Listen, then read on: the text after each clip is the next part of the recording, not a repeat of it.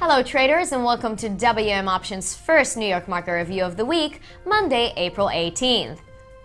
Asian markets were the first to react to news that the Doha meeting of OPEC and non-OPEC oil ministers had not only failed to reach an agreement, apparently the talks were derailed. The Nikkei closed down 3.4% this morning, perhaps an overreaction considering that most Asian indexes only dropped by half to 1.4%. The yen is at an 18-month high, and Thursday's 7.2 scale earthquakes weren't helping markets either. Chinese stocks fell by 3-week records, with the China Petroleum Corporation losing 3%. Data last week was indicating a recovery of the Chinese economy, with housing demand pushing up growth and the housing price index this morning climbing by 4.9%. During the weekend, policymakers released guidelines on redeploying 1.8 million laid-off workers from the local and steel industries and reducing capacity by 10 to 15%. At least one major sector was enjoying the oil makers' fiasco in Doha today: European airlines and travel operators.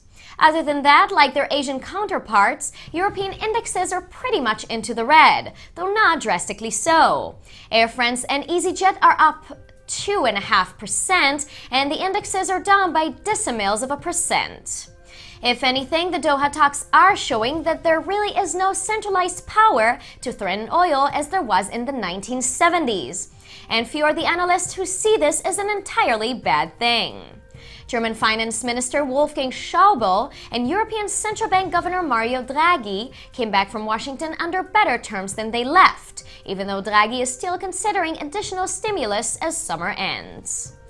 And in London, home pre-sales dropped by 33% as taxes on foreign buyers are quelling demand. In the US, as markets open, we see a dropping industrial output reading and a consumer sentiment index gone sour. That's the fourth month in a row for sentiment, a result of climbing oil prices and very unclear policy indications from both the government and the Fed. Last week, both the bank and the president held secret talks with Chair Yellen, and fears are that expansionary policies have failed to revive the economy. The US dollar is at an 18-month low on Doha data, and quarterly earnings reports are showing falling sales and profits. Canadian manufacturing sales also fell in February, but existing home sales are rising. As mentioned, the Doha talks have been postponed thanks to Saudi Arabia's insistence on Iranian cooperation. Brent this morning opened with a $2 downward gap, but it's since been rising, and Brent has been following the lead. The US rig count was down again on Friday, and inventories last week were dramatically up. With the uncertainty in the air, gold is another winner, climbing quite steadily over the weekend and increasing momentum as of this morning. And soybeans, which have been climbing steadily since the beginning of March, may have just struck resistance in the 960 region.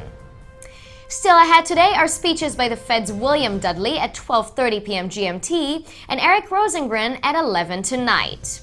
At 2 p.m., the National Housing Board's Market Index. Join us again tomorrow for our London review. Till then, happy trading.